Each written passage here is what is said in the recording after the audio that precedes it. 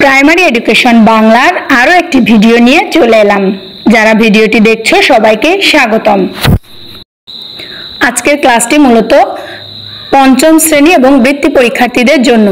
আজকে আমরা পঞ্চম শ্রেণীর প্রাথমিক গণিত জ্যামিতির অধ্যায় 10-এর বৃত্ত সম্পর্কে পড়াশোনা করব।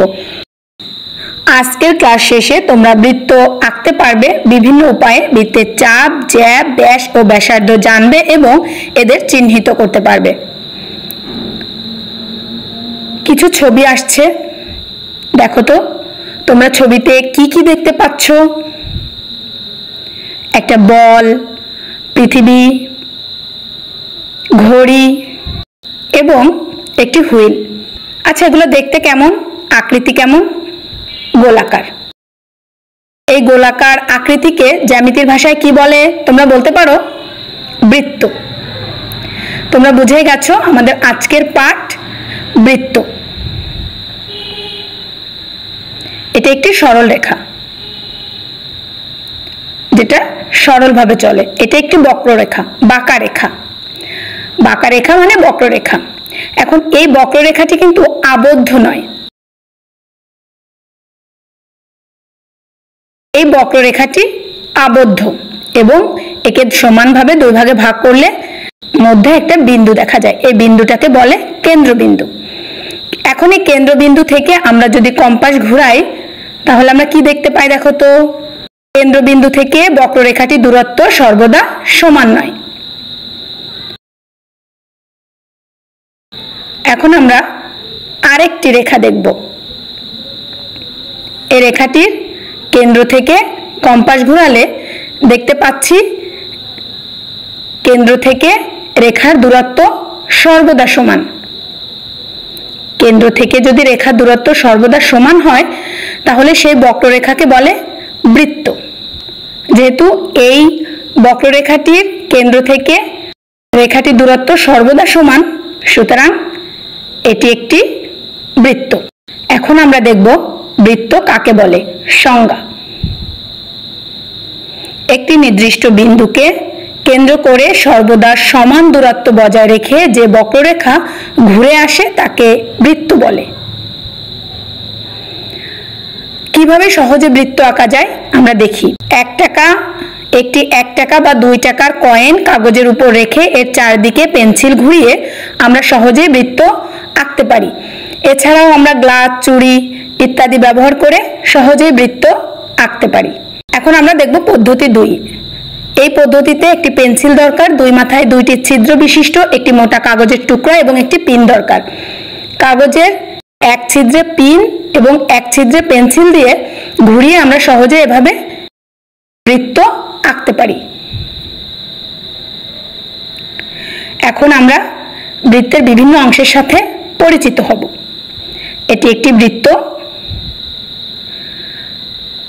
খ, গ, ঘ একটি বৃত্ত এবং এই ক,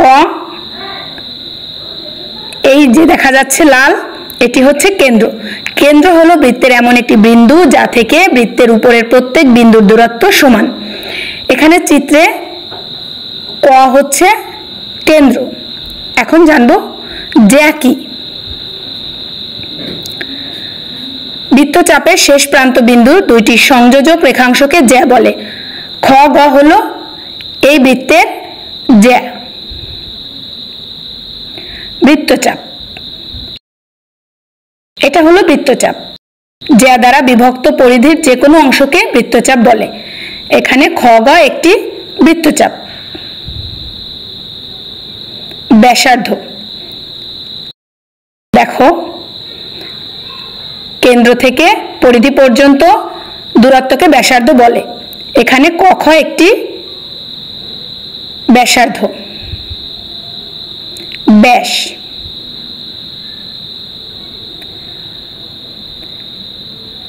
বৃত্তের কেন্দ্রগামী জ্যাকে ব্যাস বলে।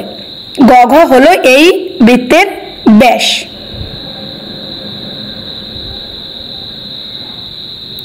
পরিধি, এই দেখো এই পুরোটাই হচ্ছে পরিধি।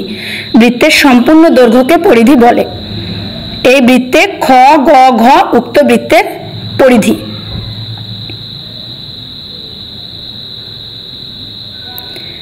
এখানেও আমি আরেকটা ভাবে বৃত্তের অংশগুলো চিহ্নিত করে দেখিয়েছি।